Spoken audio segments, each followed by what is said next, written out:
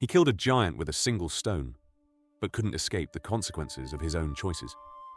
Chosen by God, hunted like a criminal, a king, betrayed by his own son. This is the story of a man after God's own heart. How can a man chosen by God fall so far and still be called righteous?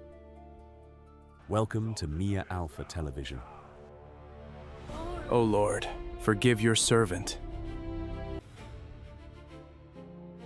Bible Epics: The Rise and Fall of King David. A man after God's heart.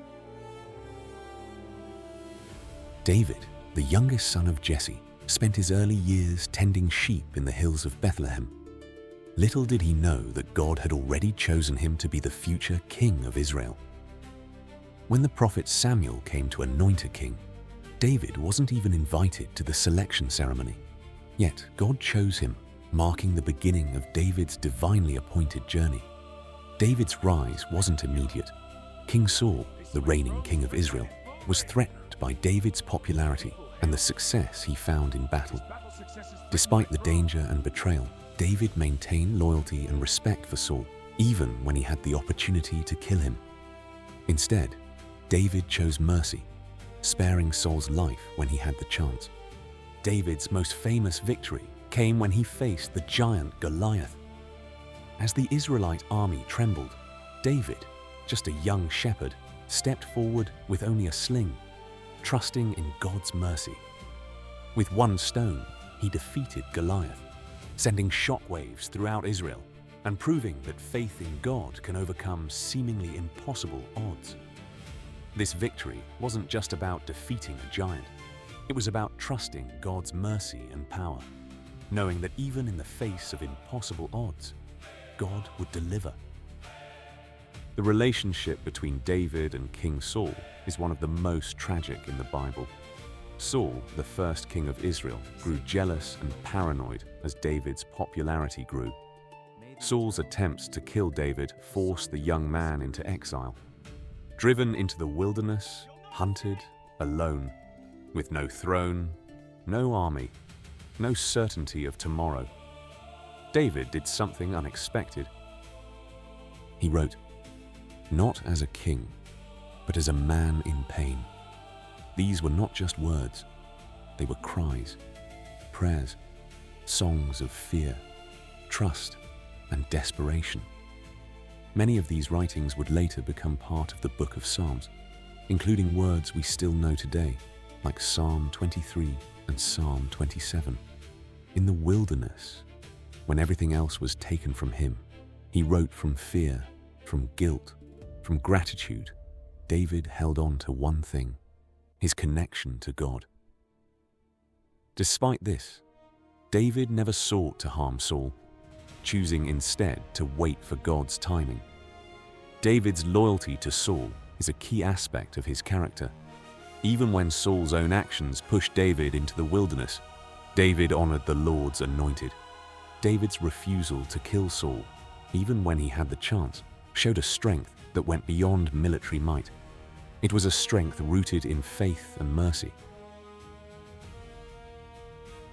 David's story took a dark turn when he committed adultery with Bathsheba, the wife of Uriah the Hittite. When Bathsheba became pregnant, David tried to cover his sin by orchestrating Uriah's death in battle. This was one of the lowest points in David's life. He had betrayed not just Uriah, but also his own moral integrity. But when confronted by the prophet Nathan, David repented. His repentance was genuine, and though his sin had consequences, the death of the child born to Bathsheba, God showed David mercy. Bathsheba later gave birth to Solomon, the son who would inherit the throne and go on to build the temple of God. One of the most controversial moments in David's reign was when he brought the Ark of the Covenant into Jerusalem. David, in his joy, danced before the Lord with unrestrained passion, even to the point of dancing naked. This act of humble worship was seen as undignified by some, especially his wife Michal, who mocked him for it. David responded, "I will become even more undignified than this." His true worship was about honoring God, not about how others perceived him. As a consequence of her mockery, Michal was left barren for the rest of her life. Perhaps the greatest act of betrayal that David faced came from his son, Absalom. Absalom rebelled against his father and sought to take the throne by force. In a shocking act of defiance, Absalom publicly slept with David's concubines on the rooftop of the palace in front of all of Israel. This was not just a political move, it was an act of humiliation meant to declare to Israel that Absalom had taken David's place as king. David was forced to flee, and Absalom's rebellion led to civil war. When Absalom was killed in battle, David's grief was immense. Despite the treason, David mourned for his son, saying, "O my son Absalom, my son Absalom, would I had died instead of you, O Absalom, my son." David wasn't just a king, he was also a warrior, leading Israel into several key military battles. Under his leadership, Israel's enemies were decisively defeated. His military genius and ability to strategize ensured that Israel not only survived, but also flourished. The battle against the Philistines, overcoming Israel's greatest threat. The Philistines were Israel's most persistent enemies, and they were a constant threat during David's early reign. The most notable of these battles occurred when David, now king, faced the Philistine army in a series of decisive battles. David's strategy was brilliant. He used guerrilla tactics, surprise attacks, and divine guidance to overwhelm the Philistines. David's victory against the Philistines was not just a military triumph, but a spiritual one. His faith in God ensured Israel's safety from these enemies, and his leadership brought peace to the kingdom.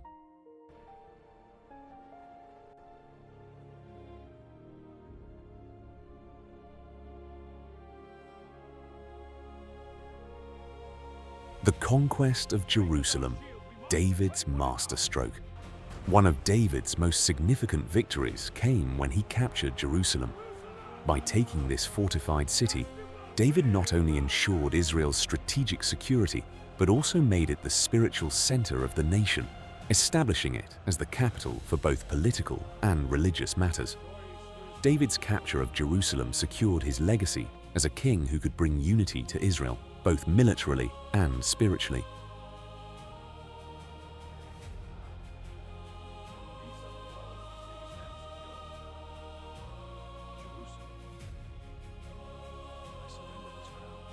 The Battle of Rabbah, the final victory over the Ammonites. David led the siege of Rabbah, the capital of the Ammonites. His military tactics were effective, and though David remained in Jerusalem, his forces, under the leadership of his general Joab, succeeded in securing victory. The capture of Rabbah marked the end of the Ammonite threat and solidified David's reign. David's military leadership and legacy. David's ability to lead and strategize in battle made him one of the greatest military minds in history. He built a loyal and disciplined army, and his strategic alliances helped ensure Israel's dominance in the region. Through his military campaigns, David established peace and prosperity for Israel, allowing the kingdom to flourish for generations.